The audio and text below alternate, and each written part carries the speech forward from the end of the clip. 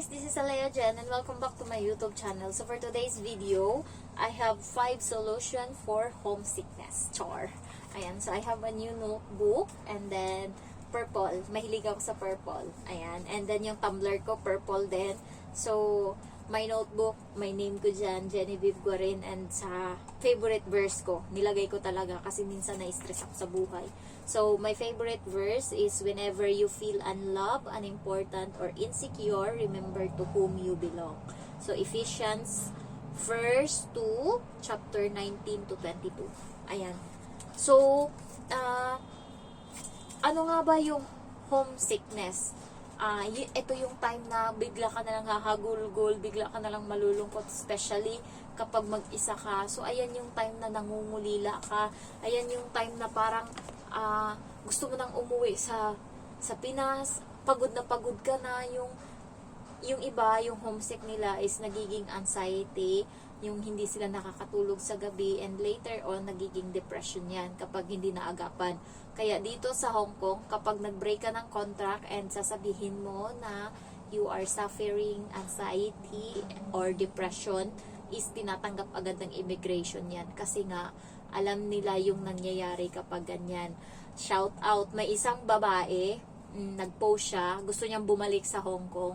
Dati daw, nagtatrabaho siya dito 2 years ago. Ang nangyari is may bit-bit siya ngayon na tali. And then, nandun siya sa CR. Ngayon, nakita ng amo niya, tumawag agad ng pulis. And then, sinabi sa pulis, magpapakamatay daw siya. Kaya, yung pulis tsaka yung amo lang nag-usap. And nire-reason out niya nung time na yun. Magsasampay siya, kaya siya may tali, pero hindi na nakinig. So, umuwi siya. Ngayon, hindi niya alam, gusto niyang bumalik sa Hong Kong. Hindi niya ngayon alam kung na-blacklist siya or nagka-record siya. Pero kapag nagkataon na may police issue kasi, may record ka na agad yan. Kaya pag tinignan ka dun sa immigration or sa visa, makikita nila na anong nangyari, ganyan. So baka magiging red flag yun.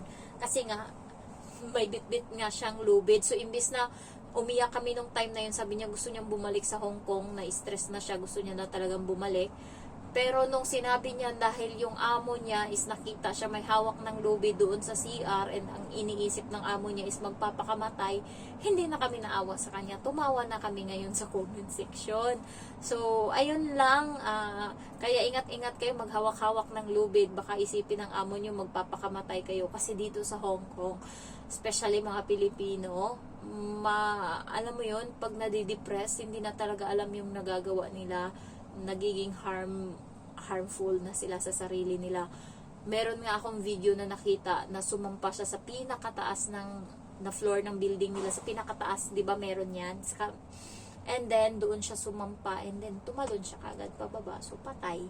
Ayan, maraming beses na dito na na-issue or nabalita sa Hong Kong, parati talaga is nagpapakamatay, ayan, tumatalon. Kasi dito sa Hong Kong, hindi ka naman makakapagdigti ng lubid, kay maiksi lang naman dito yung yung sa CR. Paano, saan may tatali yung sarili mo? Halos wala kamatalian dito. Ako, kung gusto ko magpakamatay, naisip ko yun nung nakaraan, yung sobrang stress ako sa bata. Sabi ko, putang ina kang bata ka. Gusto mo Sabi ko talaga, sa sobrang gigil ko talaga, naisip ko na itulak siya sa building. Alam mo yung itapon siya sa building, and then susunod ako pagkatapos. Para sabay-sabay na, sa sobrang galit ko talaga nung time na yun. Kaya, nagpray agad ako, Diyos ko, Lord, baka umabot sa punto na maging ganun ako. Ganun pa naman ako kapag parang sa iniisip ko, wala na akong pakialam, sa sobrang galit ko talaga. Syempre, nandun na yung pagod ka, puyat ka, and then bibigyan ka ng stress ng bata na nagiging demonyo siya. Kasi guys, dito sa Hong Kong, karamihan doon na ang sakit ng mga bata is autism. Hindi lang bata, kahit amo, may mga autism yung mga yan, yung may mga salty, kaya siguro ganyan yung mga pag-uugali nila. Bakit? Hindi ko alam. Hindi ko alam bakit ganyan ugali nila. Hindi naman ganyan yung mga ugali ng mga Pilipino, di ba? Hindi ko alam. So, naisip ko yun, di ba? Sumagi yun sa isip ko, promise. Nasagi yun sa isip ko. Nasabi ko, sa sobrang galit ko talaga sa bata, pag napikon ako sa'yo, yun talaga sa isip ko, itapon talaga kita dito sa balcony. And then, pag nakita kitang namatay ka na sa baba, tsaka ako susunod, tignan lang natin ngayon kung hindi mabaliw yung mama at papa mo. Sobrang gigil ko talaga, sobrang galit ko. Kaya, Diyos ko Lord, sabi ko talagang ganun sa sarili ko. Ay, kung ganun lang din naman mangyayari, mag-break na lang ako ng contract, makikita ko pa yung pamilya ko kaysa sa ganun.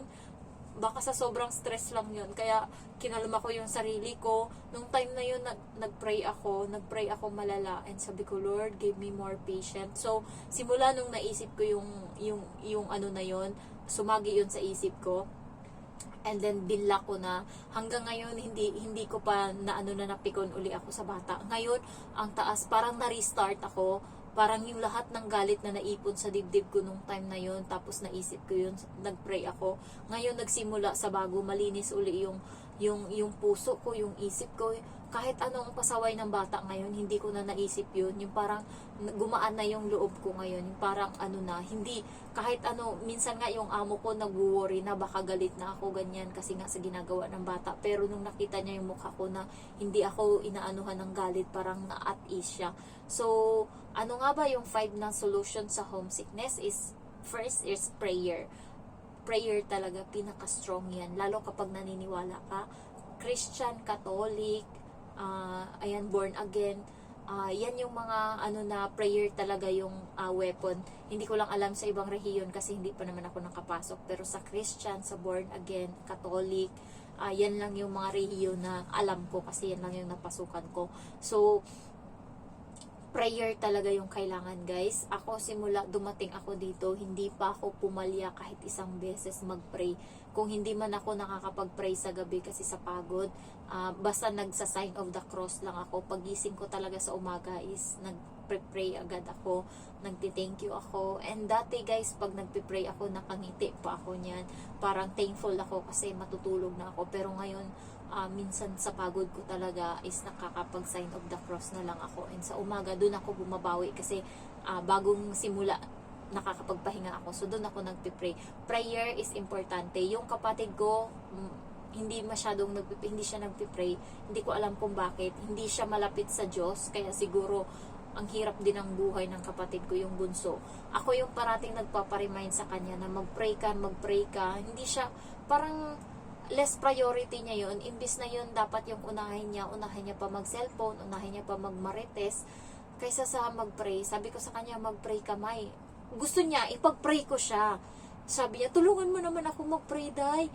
Oo nga, dapat gawin mo din, hindi lang ako yung magpipray sa'yo. Ginaganon ko. So, prayer is the first. Second is regular communication to family and loved ones. Kapag nandito ka sa Hong Kong, aatake talaga yung homesick mo, lahat-lahat na anxiety, depression, pagka may stress ka pa sa buhay, kailangan mo ng tao masasandalan and you can communicate. Pamilya talaga. Ako, marinig ko lang yung boses ng mama ko, sumisigla na ako. Alam nyo ba, guys, hindi ko nakakausap yung mama ko na through video call kasi nga walang signal sa probinsya namin. Ginagawa ko is naglo-load ako sa kabayan ng 90 pesos at 100 Hong Kong dollar, and then nire-renew ko yan every month, and then merong 10 minutes doon na pang call sa Pinas. Yun yung ginagamit ko sa mama ko. 10 minutes and then dadagdagan ko yan. Gagawin kong 100 yung load ko. So, meron akong 20 minutes ngayon na makausap yung mama ko sa Pilipinas. Every month, I only have 20 minutes. Alam nyo ba, kapag umabot yan ng 40 minutes yung tawag sa mama ko, 100 or 50 Hong Kong dollar ko na na-load yung nauubos. And sabi ko na lang sa sarili ko, deserve ko naman yan, tatawagan ko yung mama ko, sabi kong ganun. Kaya minsan nauubos yung ko sa load lang kasi tinatawagan ko yung mama ko.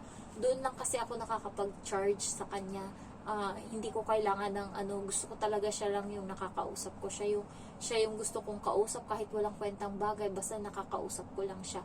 So doon na nare-recharge ako. And then love your work. Number 3, love your work. So sa work, kailangan mahal mo yung trabaho ginagawa mo kasi kapag napipilitan ka lang, hindi ka mag-i-enjoy, hindi ka sasaya sa ginagawa mo, and magsasawa ka talaga kapag hindi mo love yung trabaho mo. Kaya kailangan love mo yung trabaho mo para ganahan ka magtrabaho, and isipin mo always na you have salary every month. Ayan. Fourth is be positive or stay positive. This attitude is I think I have. Stay positive. kahit anong pagsubok kasi sanay ako sa pressure. So kapag inuutusan ako, alam mo yung yung pressure na binibigay sa akin ng amo ko is nabablock ko yan. Halimbawa, nung nakaraan, sabi niya lang sa akin, suotan ko daw yung bata ng hindi long sleeve. So, ang ini-expect ko, t-shirt na damit ipasuot ko sa bata na uniform. Ngayon, pinasuot ko na and then na-shock siya. Bakit? Ganyan yung pinasuot mo. Nandun na yung bata sa elevator. Napindot ko na yung elevator, maya-maya magbubukas na yun and papasok na sila sa trabaho. Sabi ko, ay, hindi ba?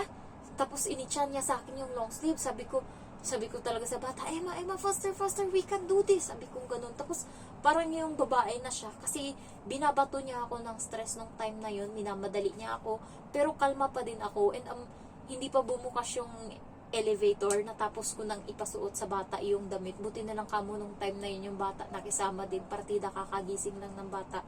Minsan kapag bagong gising yan, mahirap siyang anuhin kasi nga antok pa siya. Pero nung time na yun, and then yung amo ko tsaka yung amo kong lalaki tsaka babae, parang na-shock sila kasi nga minamadali ako, parang sa iba yun sisimangot na yun, matataranta na, pero ako nagawa ko siya ng tama and parang yung amo ko na amaze nung time na yun, yung lalaki nga wow, napaganon, tapos yung babae is napangiti. Tapos wala lang ako kasi parang para sa akin trabaho yun, kailangan kong gawin. And then ayun, basta positive lang always kasi parati kong iniisip na matatapos yung araw kahit anong pagod, kahit anong matatapos yung araw. Ibig sabihin, pagpatak ng alas 10, alas 11, maliligo na ako, magpapahinga na ako. So, yun yung nasa isip ko parate. So, kahit gaano ka-stress yung binabato sa akin araw-araw, iniisip ko, pumapatak ang oras, maya-maya, matutulog din ako. So, ngayon, 7 days na silang wala, and ako lang dito sa bahay, wala na akong pakialam kung ano man yung tinitignan ng amo ko dyan sa akin sa camera. Basta ginagawa ko kung ano gusto ko. Minsan nga, alam mo yun, basta bored ako, kumakanta ako dyan, tapos humihiga ako sa may lapag, and then nagsusulat ako, kasi ganyan ako kapag nagsusulat sa probinsya nasa higaan lang ako and ganyan. So, nasanay ako, ganyan ako magsulat dito. And then, last is savings. 5 solution for homesickness. Syempre, pag naisip mo, ay, may savings ako, wala nang homesick yan, may savings So, ina-update ko yung savings ko, nakalagay yan sa notebook ko. Ayan, so Kabayan Savings ganto, BDO Savings ganto. And sa BDO ko is meron naman akong online banking kaya namomonitor ko. Pero sa BDO ko minsan nababawasan ko yan, especially kapag merong gala ganyan. And then nauubusan ako ng shampoo, yun kasi yung pinapambayad ko, ini-swipe ko lang sa Park and Shop. And ayun, kaya kailangan may savings kayo para ganahan naman kayo, or kailangan may pundar kayo para ganahan kayo magtrabaho. So ako guys, for my 10 months na nandito, so nakapagpa-package na ako, nakapagpa-box na ako, nakabili na ako ng iPhone, pero babayaran ko yan siya. Pero sa isang kontra ko, meron pang 3 months dyan na natira na 3 months na natira na buo yung sahod ko, na wala na akong babayaran sa inutangan ko. So, ano nga ba yung napundar ko? Nakapundar na ako ng napahiram ko yung ate ko 20,000. And then, nakabili na ako ng materyales sa bahay, halagang 100,000. Tapos, meron sa ATM ng mama ko 105,000. Tapos sa kamay ng mama ko merong 35,000. And then nakabili ako ng iPhone. And then nabilhan ko yung papa ko ng mga materyales, yung katulad ng grinder, welding machine, ano pa yun, yung toolbox. Ayan. So yung barena yun. Ayan. So nabilhan ko yung papa ko. Nabilhan ko din yung papa ko ng cellphone. And then every month may tinatanggap yung mama ko na 5,000. And then nakabili pa pala ako ng kama sa bahay. Ang laki daw, kasya daw yung 7 na tao. So nabili ko siya second hand, 7,500 ko lang siya nabili. 7 people, grabe daw ang lapad nun. Kaya yung bahay namin is 3 dapat yung kwarto. Nung nakita ko na malaki daw yung kama, tinanggal ko yung isang kwarto. So 2 kwarto na lang. And then, ano pa ba, pinto. Nakabili na din ako ng pinto sa bahay. Ayan. So, katas din yun ng YouTube ko. Halo-halo na yun lahat. Nagkanta sama-sama na. And also, halos lahat ng mga damit ko is branded na yan. Zara, Uniqlo, H&M, Bosseni, Baleno. So, ayun yung reward ko sa sarili ko. And guys, ipapakita ko sa inyo yung plano na ginawa ko para sa bahay. So, ako lang yung gumawa. Ayan. So, ito yung ground floor and ito yung second floor. Hagdanan and then living room, CR, kitchen. Ito sa second floor, hagdanan, and then first room, second room, and then ito dapat yung pang-tatlong kwarto, pero tinanggal ko na dito, ilalagay yung kama na malapad. Gagawin na lang parang sala sa taas. So, kailangan ng malaki-laking pera. And then yung bintana is, I think I need 30,000 para maano yung bintana, mapa-sliding. Ayan. So, ayun yung mga ganyang plano is na ano ko na sana by faith. Parang yung issue guys about Poland, parang hindi na ata advisable na mag-Poland kasi parang yung kaibigan ko wala ding naipon dun. Sabi niya nga baka nga maleta daw, hindi na siya makakabili pa uwing Pinas. Parang mas okay na dito sa Hong Kong, at least nakakapag-ipon tayo kasi sa Poland nakakagala nga sila pero walang pera din dun kasi ang liit ng sahod, and sa kanila yung pagkain, yung accommodation sa bahay depende, and then yung pasok nila sa trabaho is konti lang. Masaya na daw sila kapag makapunta ng ibang lugar, Spain, ganyan, alam mo yun, maka-cross country ka sa ibang lugar para malaki-laki yung sahod, pero mahirap yun, marami ka pang bigas na kakainin. Kaya sa mga baguhan and gustong mag-Poland, sit aside nyo muna yan. Kasi yung iba gumagastos ng 320,000 and then na-denied or na-refuse yung visa. So yung 320,000 is walang mapatutunguhan. Yung 320 kung inuwi mo ng Pinas, nagnegosyo ka, makakapili mo pa yung pamilya mo, magiging masaya ka pa.